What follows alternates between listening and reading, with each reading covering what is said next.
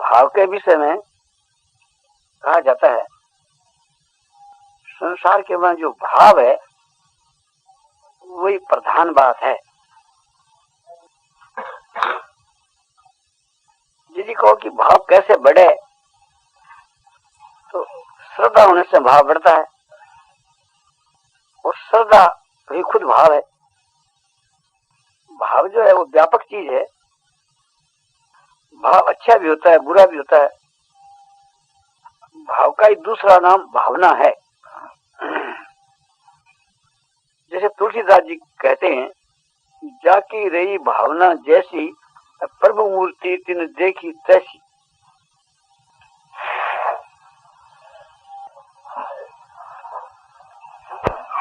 अयोध्या कांड का विषय है। भगवान श्री राम और लक्ष्मण जनकपुर के वहां जब पहुंचे धनुष यज्ञ में, तो लोगों ने भगवान का दर्शन किया। उस समय में जिस पुरुष की जैसी भावना थी, भगवान उनको वैसे ही दिखने लगी।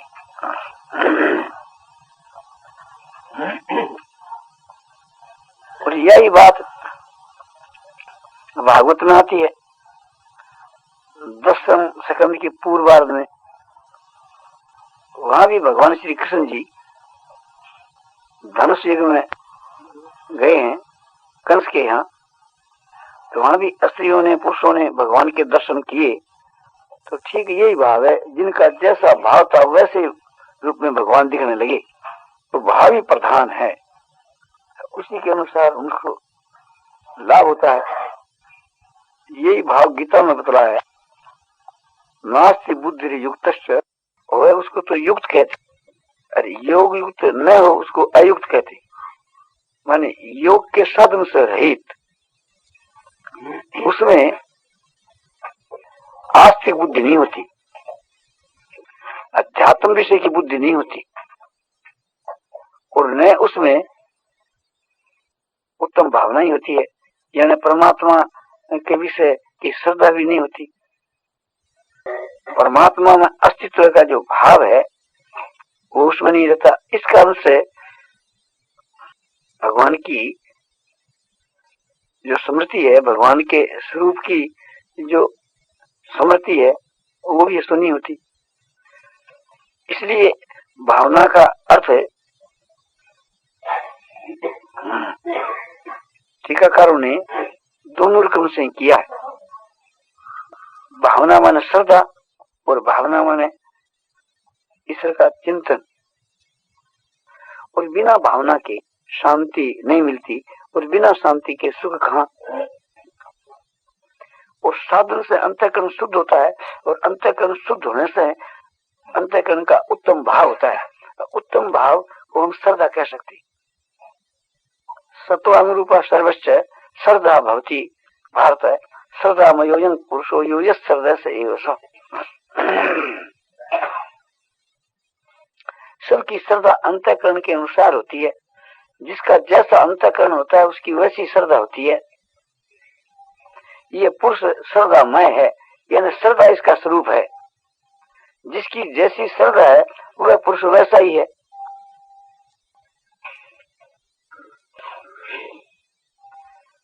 तो उच्च कोटि का जो भाव है वो कैसे हो, तो बतलाया जाता है कि श्रद्धा से, क्योंकि भाव जो है श्रद्धा स्वरूप ही है। निष्ठा जो है वो श्रद्धा के अनुसार ही होती है। पुरुष की जो इज्जत है वो श्रद्धा पर निर्भर करती है। जिसको हम लोग अच्छी नीयत कहते हैं कि इस मनुष्य की नीयत बहुत ही बढ़िया है, माने इसका बहुत बढ़िया भाव है। तो भावना के ये सब भेद हैं, अच्छी भावना और बुरी भावना। और अच्छी भावना का भेद है कि नियत जो है सो भावना के अंतर्गत है, श्रद्धा जो है सो भावना के अंतर्गत है। और भाव और भावना स्त्रीलिंग और पुल्लिंग का ही भेद है। वस्तु जो पदार्थ एक ही है।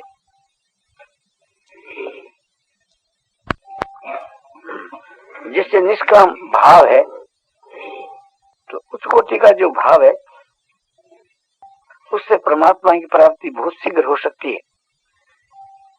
तो यह चीज श्रद्धा से बढ़ती, चाहे श्रद्धा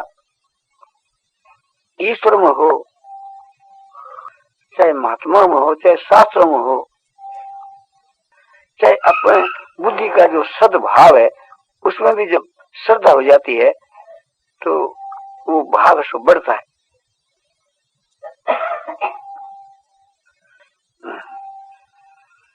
महात्मा पुरुषों में जब श्रद्धा बढ़ती है तो साथ साथ के बीच के भाव बढ़ता है।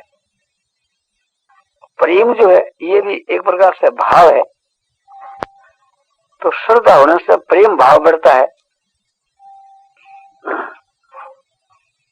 और भाव के बढ़ने से उसका जीवन बदल जाता है, बहुत उच्च कोटि का हो जाता है और महात्मा उसको दूसरे रूप में दिखने लगते हैं और उन क्रिया महात्मा का जो बर्ताव है, चरित्र है, वह भी दूसरे रूप में दिखने लग जाता है। कोई भी एक वक्ता है, एक ही समय में एक ही बात सबको कह रहा है, किंतु सुनने वालों का अलग अलग भाव होने से उनको लाभ अलग अलग पहुंचता है। जैसा जिसका भाव होता है उसके अनुसार ही उनको लाभ होता है। सुनने वाले व्यक्ति सब वक्ता में एक भाव नहीं रखते। जितने मनुष्य होते हैं सबका भाव अलग अलग होता है, कुछ न कुछ फर्क है, एक के साथ में एक का रहता ही है, तारतम्यता रहती है, एक से एक का मिलना संभव नहीं है क्योंकि बुद्धि भिन्न भिन्न है, समझ भिन्न भिन्न है, भाव भिन्न भिन्न है। कोई एक कुछ कोटि का विद्वान या यूं कहिए कोई एक महापुरुष व्याख्यान दे रहा है, सुनने वाले सभी श्रेणी के हैं।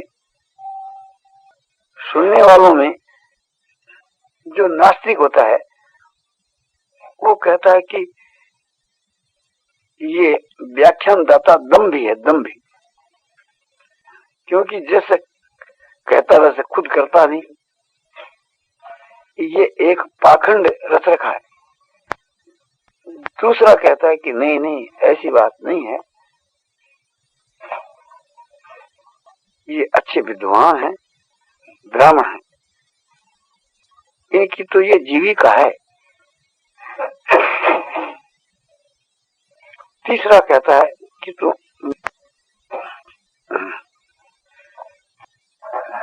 इनका ये पैसा नहीं है, ये रोजगार नहीं है,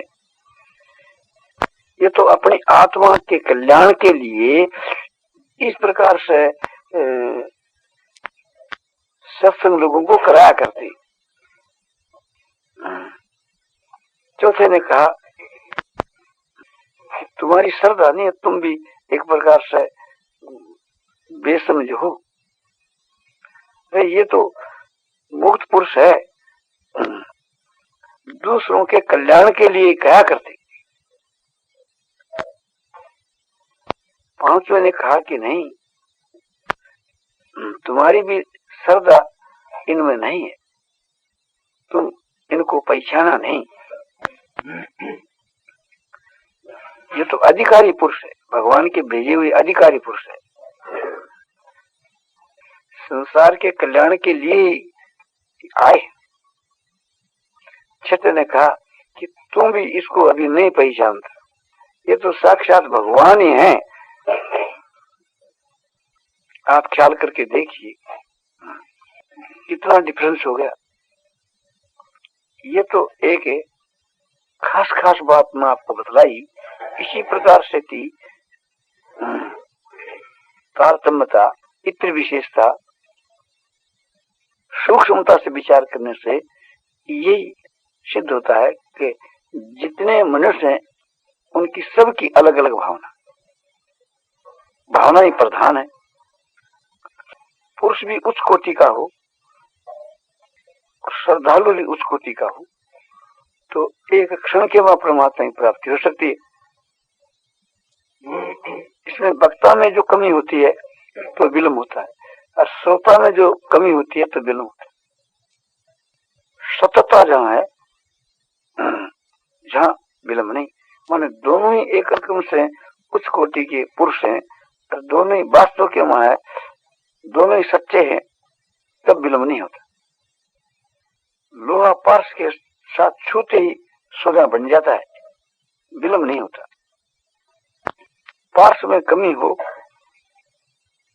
तो लोहा सोना बन ही नहीं सकता, पार्श पार्श नहीं होता। किंतु यहाँ महात्मा न होने पर भी लाभ होता है। ये पार्श की अपेक्षा महात्मा में विशेषता है। महात्मा नहीं है किंतु महात्मा होने को जा रहा है, वे भी गौणी वृत्ति से एक प्रकार से महात्मा ही है, तो उससे भी लाभ हो सकता है। इसी प्रकार से जो साधक, जो जिज्ञासु है, श्रोता, उसमें भी कमी रहने से कम लाभ होता है।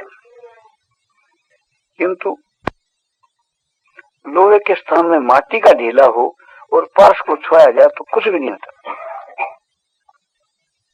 पार्श और लोहा दोनों ही जड़ है और ये दोनों ही चेतन है। इसलिए ये बात कही जाती है, पार्श और संत में बहुत अंतरा जान, वो लोहा कंचन करे वो करे आप समा। इसी प्रकार से थी जो ईश्वर है, उसमें जो श्रद्धा है वो और भी विशेष बात है। ईश्वर के तो दर्शन से, स्पर्श से, वार्तालाप से, चिंतन से, नाम स्मरण से भी मुक्ति हो जाती है। किंतु ये बात है श्रद्धा होने से ही। बिना श्रद्धा के तो दुर्योधन आदि को भगवान ने सभा के वहां विराट रूप धारण करके दिखलाया, कोई विशेष लाभ नहीं हुआ, बल्कि उल्टा परिणाम हुआ। दुर्योधन ने कहा कि ये तो बाजीगरी है, हम भी कर सकते हैं। अश्रद्धा होने के कारण से थी दुर्योधन उस लाभ से वंचित रहा। साक्षात भगवान अवतार लेकर के आवे तो न हो तो लाभ नहीं। परंतु ये ज्ञान होना चाहिए भगवान है, और ज्ञान होने के बाद श्रद्धा होती है, तो श्रद्धा होने से प्रेम होता है, और प्रेम होने से पूर्ण लाभ होता है। बिना अवतार के भी जो निर्गुण निराकार भगवान का स्वरूप है, या सगुण निराकार भगवान का स्वरूप है, उसमें भी श्रद्धा होने के साथ ही उसका कल्याण हो जाता है। किंतु वो श्रद्धा पूर्ण होनी चाहिए। श्रद्धा की कमी के कारण से ही परमात्मा की प्राप्ति में कमी है। जब पूर्ण विश्वास हो जाता है कि भगवान है, इसमें कोई भी शंका की बात नहीं है, तो फिर भगवान उसे छिप नहीं सकते, क्योंकि उसको तो सर्वत्र भगवान अनुभव से दिखते हैं। और स्वयं भगवान ने गीता में कहा है कि योमान पश्यति सर्वत्र सर्वं च मयि पश्यति तस्याहं न प्रणश्यामि सचमे न प्रणश्यति। जो मुझ परमात्मा को सब जगह के आकाश की जो व्यापक देखता है, सर्वत्र मुझ परमात्मा के स्वरूप का अनुभव करता है, और सारे ब्रह्मांड को मुझ परमात्मा के एक अंश के बीच के मेरे संकल्प के आधार देखता है, उससे मैं कभी अलग नहीं हो सकता, और वह मुझसे कभी अलग नहीं हो सकता। यानी वो मुझको देखता रहता है अनुभव से, और उसको मैं अपने अनुभव से देखता रहता हूँ। तो इस पर जोर लगाना चाहिए कि भगवान है, इसमें कोई शंका की बात नहीं।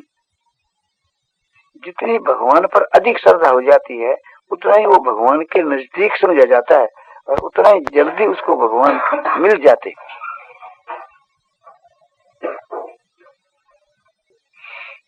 भगवान के ऊपर पूरा विश्वास हो जाता है कि भगवान है, तो भगवान किस प्रकार के हैं वे तो स्वयं भगवान आप ही उसको दर्शन देकर के बतलाएंगे। चाहे निराकार रूप से दर्शन दें चाहे साकार रूप से। साकार रूप का जो दर्शन है वो तो नेत्रों से होता है, और निराकार भगवान के स्वरूप का जो दर्शन है वो बुद्धि से होता है। जब ये निश्चय हो जाता है कि भगवान है, तो फिर उसे कोई पाप नहीं बनता, भगवान के विपरीत कोई क्रिया नहीं होती। उसको तो ये बात प्रतीत होती है कि निराकार रूप से भगवान सब जगह में आकाश की जो व्यापक हो रहे हैं, तो वह पुरुष भगवान के सन्मुख, भगवान के देखते हुए भगवान की आज्ञा के विरुद्ध आचरण कैसे कर सकता है। फिर भगवान के में जैसे निश्चय बढ़ता जाता है, विश्वास बढ़ता जाता है, ऐसे उसकी श्रद्धा बढ़ती जाती है, और श्रद्धा के साथ साथ ही उसका भाव बदल जाता है, आगे जाकर के भगवान की प्राप्ति हो जाती है। इसी प्रकार से शास्त्रों के में विश्वास होने से शास्त्रों का जो भाव है वो अनुभव होने लगता है। जो शास्त्रों में कहीं विपरीत बात दिखती है वो भी उनको अनुकूल दिखने लग जाती है, और शास्त्र के अनुकूल ही उनका जीवन बन जाता है। इसी प्रकार से अपना जो अनुभव है, अपनी जो आत्मा है, अपने अंतःकरण का जो शुद्ध भाव है, उसके बीच के वहां जो भगवत विषय का भाव उत्पन्न होता है, वो समझता है कि भगवान की प्रेरणा है, भगवान का आदेश है, उसको भगवान का आदेश मान लेता है, तो फिर उसी के अनुसार वो बरतता है, यानी उसके आचरण हो जाते हैं। तो अपने हृदय के जो सद्भाव हैं वे ईश्वर की प्रेरणा है, ऐसा जब मान लिया जाता है तो उससे भी उसका कल्याण हो जाता है। तो भगवान हृदय में सबके रहते ही हैं, अंतःकरण शुद्ध होता है, उसमें जो भाव होता है वो भगवान की प्रेरणा है। तो भगवान शास्त्रों के द्वारा भी उपदेश देते हैं, महात्मा पुरुषों के द्वारा भी उपदेश देते हैं, और हृदय के मस्तिष्क होकर के भी उपदेश देते हैं, और बहुत ज्यादा श्रद्धा प्रेम बढ़ जाता है तो भगवान प्रकट होकर के और साक्षात रूप से अपने सगुण साकार रूप के मां भी उपदेश देते हैं। नारायण नारायण नारायण श्रीमन नारायण नारायण श्रीमन नारायण नारायण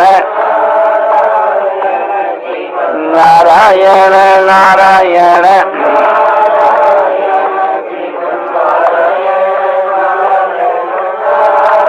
आनंद है, आनंद है, आनंद है, आनंद है। पूर्णानंद, पूर्णानंद, अपारानंद, अपारानंद, शांतानंद, घनानंद, अचलानंद, ध्रुवानंद, नित्यानंद, बोधस्वरूपानंद, ज्ञानस्वरूपानंद, आनंद ही आनंद, आनंद ही आनंद। हृदय का जब शुद्ध भाव हो जाता है तब उसके हृदय की जो आवाज है वो भगवान की आवाज है। भगवान का उपदेश हम लोगों को बुद्धि के द्वारा हर वक्त मिलता रहता है, किंतु हम अंतःकरण की मलिनता के कारण उसको मानते नहीं। शास्त्रों को सुनकर के और महात्माओं के वचनों को सुनकर के और पाप करने के समय के वहां जो हमारी बुद्धि में ये बात आती है कि ये बुरा काम है, ये बुरा काम है, यह भगवान की प्रेरणा है, फिर भी हम उस बात को नहीं मान करके हम पाप को कर ही बैठते हैं, तो हमारी निष्ठा है और वो हमारे अंतःकरण की मलिनता है। मलिनता के कारण ही संसार के विषय भोगों की आसक्ति है, और वो आसक्ति क्यों है कि विषय भोगों में सुख प्रतीत होता है, और वो सुख क्यों प्रतीत होता है कि अज्ञानता के कारण होता है। और वो जो अज्ञानता है वो अनादिकाल से है, और उस अज्ञान का नाश होता है परमात्मा के यथार्थ ज्ञान से। और वो यथार्थ ज्ञान होता है अंतःकरण शुद्ध होने से, और अंतःकरण की शुद्धि होती है शास्त्र, महात्मा और ईश्वर की आज्ञा के पालन करने से। उनका पालन होता है श्रद्धा होने से, और वो श्रद्धा होती है ईश्वर और महात्मा उनके गुण प्रभाव तत्व रहस्य का ज्ञान होने से। गुण प्रभाव और तत्व रहस्य का जो ज्ञान है ये उनकी बातों को सुनने से, शास्त्रों के उनकी बातों को पढ़ने से, उनका मनन करने से। फिर भी हम लोग उनकी बातों को भी सुनते हैं, शास्त्रों के वहां पढ़ते भी हैं, मनन भी करते हैं, फिर भी जितना विश्वास होना चाहिए, श्रद्धा होनी चाहिए, नहीं होती। इसमें क्या कारण है? वास्तव के बीच के वहां तो हम लोग उन बातों की अवहेलना करते हैं, अंतःकरण की मलिनता के कारण अवहेलना करते हैं। ये एक बड़ा भारी पाप है। इस पाप के कारण से और हमको कोई दंड तो नहीं होता, यही हमारे लिए काफी दंड है कि जो विलंब होता है। हम निरपेक्ष भाव से हृदय में स्थित उस परमात्मा से हम किसी भी विषय में पूछें, सलाह लेवें, तो भगवान हमको सलाह देते। हम नहीं माने वो बात दूसरी। अंतःकरण शुद्ध होता है तो विशेष सलाह मिलती है, और अंतःकरण मलिन होता है तो उसमें भी सजा मिलती।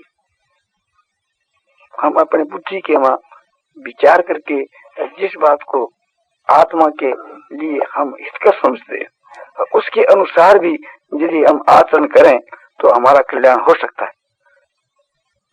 फिर जो महापुरुष हैं उनकी आज्ञा का पालन करें और उसमें हमारा कल्याण हो जाए, उसमें तो कहना ही क्या है। शास्त्रों के विषय में भी हमको गंभीरता से विचार करना चाहिए।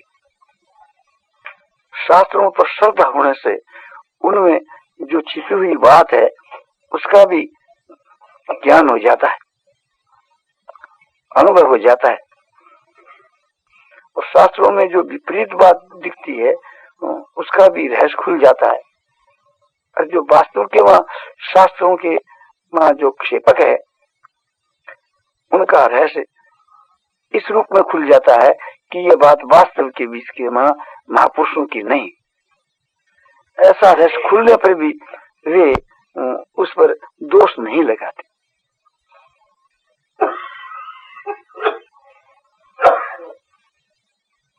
महापुरुष जो शास्त्रों का प्रमाण देते हैं दो ही हेतु को लेकर के देते हैं। एक तो शास्त्रों का मान रखने के लिए, और एक जिनकी सुनने वालों की श्रद्धा उस वक्ता में नहीं होती और शास्त्रों में होती है, तो इसलिए शास्त्रों का प्रमाण देते हैं। सब शास्त्रों के बीच में गीता सबका सार है, इसलिए ये बात कही गई सर्वशास्त्रमयी गीता, क्योंकि गीता साक्षात भगवान की वाणी है। इसलिए भगवान की वाणी होने से इसको भगवान की बांग में मूर्ति कही जा सकती है। गीता भगवान के हृदय का भाव है, इसलिए भगवान का हृदय है ये कहना भी अत्युक्ति नहीं है। गीता भगवान के श्वास है, क्योंकि समझो कि श्वासों के द्वारा ही एक प्रकार से वर्णन किया गया है। इसलिए गीता सबसे उत्तम मान करके उसका अध्ययन करना चाहिए। नारायण नारायण नारायण श्रीमन नारायण नारायण।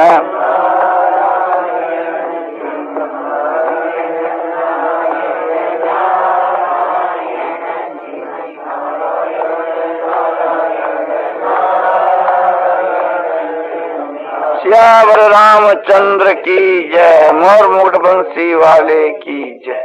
श्री जयदयाल जी गोविंद का द्वारा यह शारीरिक, वाचिक और मानसिक तप तथा उत्तम भाव और श्रद्धा के विषय का व्याख्यान आज मिति पोवदी 12 संवत 2011 को प्रातःकाल 7 बजे श्री राम दास जी परशुरामपुरिया की कोठी रमन रेती वृंदावन में दिया गया।